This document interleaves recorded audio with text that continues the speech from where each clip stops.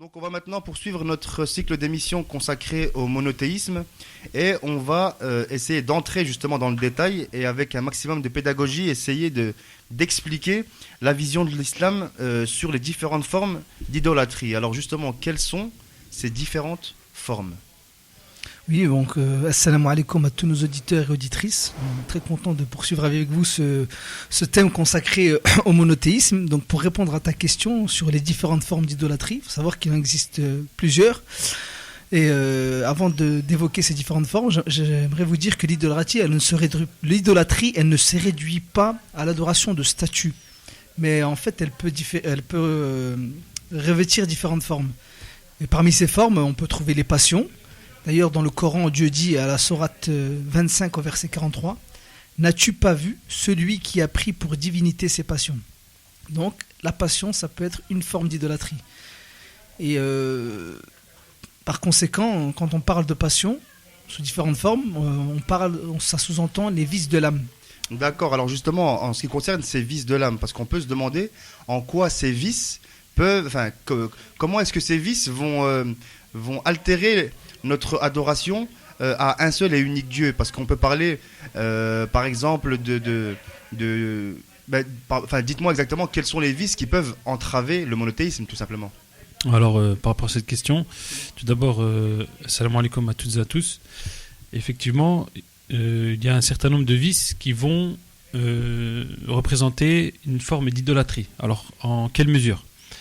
Et à partir du moment où un vice va nous détourner de Dieu, va nous asservir, et on va parler d'idolâtrie, parce qu'on doit se soumettre et adorer Dieu, Allah, l'unique. Et lorsque, par exemple, l'amour de cette vie d'ici-bas prend une proportion telle qu'on est vraiment aveuglé et qu'on obéit à nos bas instincts au lieu d'obéir à des choses plus nobles, eh bien là, on peut parler d'idolâtrie. D'accord. Alors, est-ce que, par exemple, si on prend, pour essayer d'être clair, en quoi, par exemple, ces vices, comme on a parlé, la convoitise, l'orgueil, en quoi est-ce que comment est-ce qu'ils vont se caractériser plutôt ? La caractéristique d'une personne qui convoite, c'est qu'elle va toujours rechercher des jouissances et des biens matériels. Et c'est une forme d'idolâtrie et ça peut se comprendre lorsqu'on convoite sans cesse le matériel et ça devient un objet de grand amour. C'est-à-dire dans notre cœur, on ressent un besoin, comme un besoin immense d'acquérir ces choses-là. Et c'est comme un grand désir. Par exemple, si l'on cherche à amasser le plus d'argent possible, eh bien l'argent sera l'objet d'un grand amour. Et par conséquent, à partir du moment où on a un grand amour pour une chose, cette chose, elle nous commande. C'est-à-dire qu'on devient esclave de cette chose. Donc on devient dépendant d'elle-même.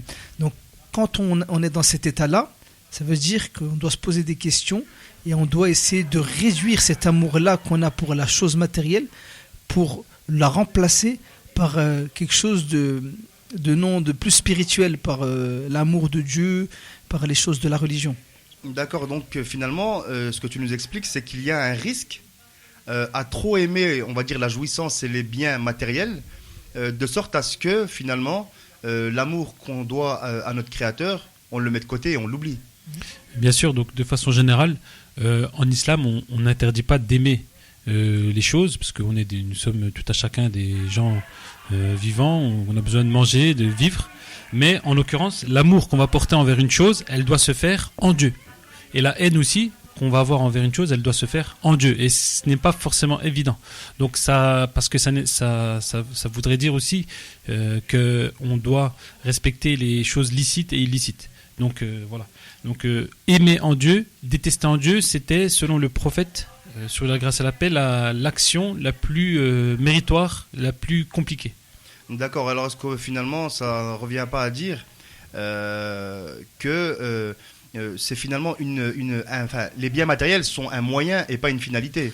Alors est-ce que Dieu dans le Coran par exemple nous parle de ça et nous explique cet amour des passions ? Bien sûr, il faut considérer le matériel non pas comme le centre de nos préoccupations, comme il a très bien expliqué, mais comme un moyen. Par exemple, lorsque nous mangeons pour vivre, lorsque nous devons manger, on dit qu'on mange pour vivre et non pas vivre pour manger. Donc il ne faut pas confondre la fin et les moyens. D'ailleurs, dans le Coran, Dieu fait référence à ça, à la sourate numéro 26, au verset 88 et 89. Voilà ce qui est écrit. Le jour où ni la richesse, ni les enfants ne seront d'aucune utilité, sauf ceux qui iront à Dieu avec un cœur pur. C'est-à-dire que Dieu nous dit dans le Coran que ces choses-là qu'on convoite, c'est-à-dire la richesse et d'une manière générale le fait d'avoir beaucoup d'enfants et tout ce qui caractérise cette vie d'ici-bas et cet amour de cette vie d'ici-bas, le jour où on sera devant Dieu, elles ne seront d'aucune utilité. Et c'est pour nous remettre les idées claires, dans le sens où ça n'a pas d'importance pour un musulman normalement d'avoir un amour pour ces choses-là. D'accord, donc là on a parlé de l'amour des biens matériels, hein, qui pouvait entraver notre amour pour Dieu. Et on va s'intéresser maintenant un peu à l'orgueil, puisque c'est un vice qui est beaucoup exprimé dans la tradition islamique, beaucoup critiqué. Alors est-ce que vous pouvez, dans un premier temps, nous dire à quel point l'orgueil peut être néfaste dans le culte de Dieu ?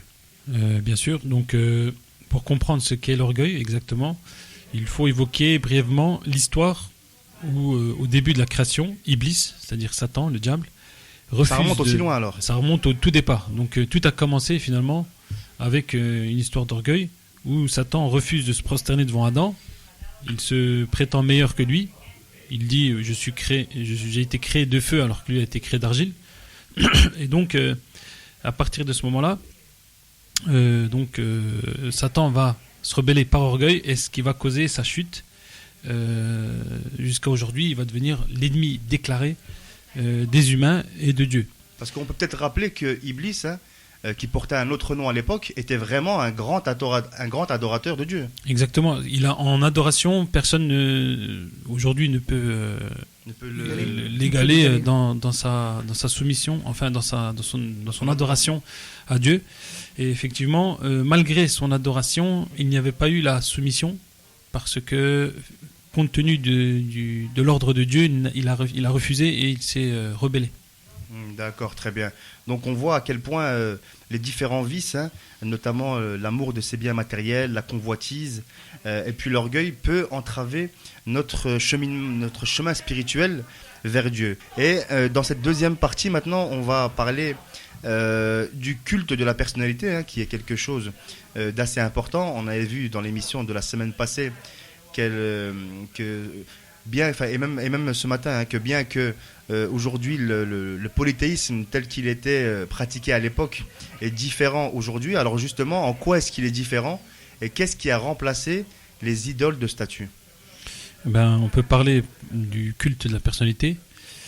Alors c'est tout d'abord définir les choses. Alors en général, les gens obéissent ou vénèrent parfois, donc on se rend compte des vedettes de télévision, des grands sportifs, des artistes, des mannequins ou certains chefs d'État, ce qui est en contradiction bien sûr avec l'adoration de Dieu, le seul digne d'être adoré.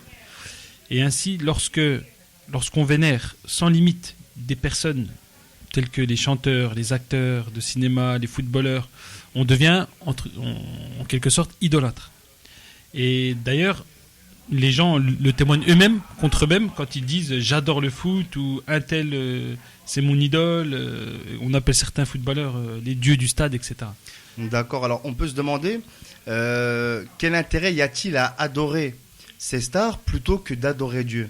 Puisque on explique depuis le début qu'il y a eu, on va dire, un risque et puis un problème. Alors en quoi est-ce que c'est mieux d'adorer des idoles ou d'adorer Dieu finalement par rapport à ces stars ? Mais en fait, les gens qui adorent entre guillemets ces stars, ces idoles entre guillemets, eh bien, ils recherchent par leur amour un certain épanouissement, un certain plaisir. Donc le problème, c'est que ces stars-là et ces chanteurs-là n'ont que faire de ces gens-là. Donc c'est un amour qui a un seul sens, et forcément, tôt ou tard, ça va aboutir à rien du tout, qu'à la déception, à la souffrance. Donc, alors que l'amour de Dieu, il est réciproque. Et il est vraiment... il guide vers des bonnes choses, etc. D'accord, donc, parce le Coran, que... Oui, vas-y, je t'en prie. Alors, il y a un verset du Coran qui nous parle de cet amour-là, que certains vouent à d'autres, en dehors de Dieu.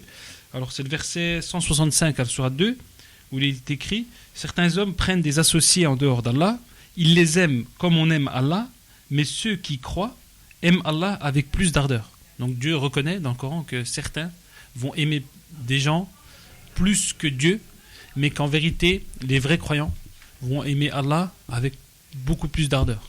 D'accord, alors parce que finalement il y a un risque à adorer ces stars, puisque quand ces stars encouragent de manière subliminale ou de manière directe qu'il faut faire de mauvaises choses ou commettre tous les excès, finalement ceux qui les suivent tombent dans ces excès. Oui, effectivement, le fait de suivre des personnes stars qui ne sont pas forcément vertueuses, donc ça veut dire qu'ils vont les imiter, et en les imitant, ils vont s'éloigner de Dieu. Et j'irai même plus loin, parce que quand ils font ça, les efforts qu'ils vont fournir pour leur ressembler, ces efforts-là, ils auraient pu servir à d'autres causes plus nobles, notamment s'occuper des plus nécessiteux. Et c'est ce que l'islam encourage d'ailleurs, à aider les gens, à leur porter secours, à toujours être évidemment, toujours dans une intention de se rapprocher de Dieu. Et d'ailleurs, les parents n'hésitent pas parfois à faire des kilomètres avec leurs enfants pour que ces derniers puissent avoir un autographe de ces idoles. Alors que ce temps-là, il aurait pu être consacré à d'autres choses plus nobles, à s'intéresser, ne serait-ce que dans son village ou dans sa ville et tout, à faire du bien autour de soi. Donc vraiment, ce culte-là des idoles, ça ne rend pas service aux personnes. C'est vraiment, ça les éloigne de la réalité des choses. Et le temps passé pour leur ressembler aux idoles, pour tout faire comme eux, ce temps-là aurait pu être consacré à d'autres choses plus nobles et qui auraient pu servir et être utile à l'ensemble de la communauté. D'accord, parce que on peut même se dire que quand c'est poussé à l'excès, comme lorsqu'il y a des stars par exemple qui se suicident, on voit malheureusement certains de leurs adeptes et de leurs fans suivre le même chemin. Donc finalement, est-ce qu'on peut dire que c'est une mort entre guillemets inutile ? Bien sûr. Même si c'est triste évidemment. Bien sûr, c'est-à-dire que l'amour, effectivement, va aveugler et va aboutir, comme j'ai dit tout à l'heure, à la destruction, malheureusement. Alors que l'amour de Dieu, ça aboutit à la vie, ça aboutit vraiment à des choses vraiment utiles, que ce soit à nous-mêmes, à notre développement, au développement de la société, de manière générale. D'accord, alors maintenant on arrive à la fin de notre émission, donc pour conclure, est-ce que le fait d'adorer ces idoles, et puis on en finira là pour le thème sur le monothéisme, c'est une manière pour les gens d'avoir les mêmes passions, donc de tisser des liens sociaux et d'être proches et de ne pas être chacun dans son coin, à avoir une vie, on va dire, de solitaire. Oui, bien sûr. Les personnes qui vouent un culte à des personnalités, on va dire, c'est d'où le terme culte de la personnalité, elles se retrouvent à s'éloigner de Dieu. Et en islam, c'est absolument interdit d'adorer d'autres personnes que Dieu. On n'adore que Dieu. Il n'est pas permis de vénérer ces personnes-là. Par contre, il est permis de vénérer des grands hommes qui ont eu de hautes qualités spirituelles. Parce que le fait, la personne, dans notre âme et tout, on a ce désir-là de vénérer des gens. Mais le problème, cette vénération, elle est orientée vers des mauvaises personnes, telles que ceux qu'on a expliqués, les stars et tout. Si cette vénération, elle irait par exemple aux saints, aux prophètes, aux amis de Dieu, ce serait une bonne chose. On s'y retrouverait dans notre spiritualité. D'accord, donc peut-être si vous avez un dernier mot à ajouter avant de conclure, ou alors on peut passer à la suite. Oui. Exactement, pour conclure, donc faire attention à l'amour qu'on porte aux choses, en l'occurrence aux gens, parce que le noble prophète, sur le grâce à la paix, disait « L'homme, c'est-à-dire la personne, sera avec la personne qu'elle a aimée », c'est-à-dire sous-entendu dans l'au-delà. Et donc, si on a aimé un savant, eh bien, on va en tirer, par exemple, le fruit ici-bas, on va vouloir lui ressembler, on va vouloir puiser dans sa connaissance, on va vraiment être gagnant. Si on aime un saint, on va vouloir être un saint, on va pratiquer la spiritualité. Mais si on aime abusément des stars qui emmènent au mal, finalement, eh bien, il faut faire attention parce qu'on se retrouvera avec ceux qu'on aime. Et ça, c'est le prophète sur la grâce à la paix qui nous dit ça.